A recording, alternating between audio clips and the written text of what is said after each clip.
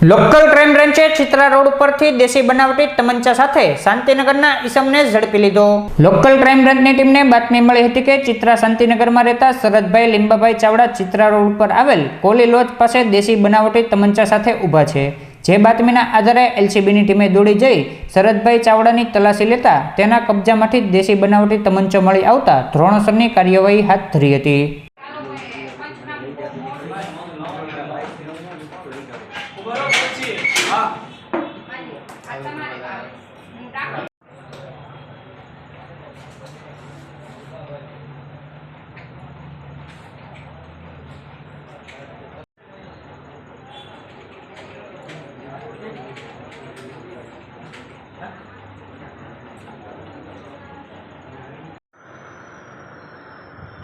हाँ मरले एलो मूको आવું છું એટલે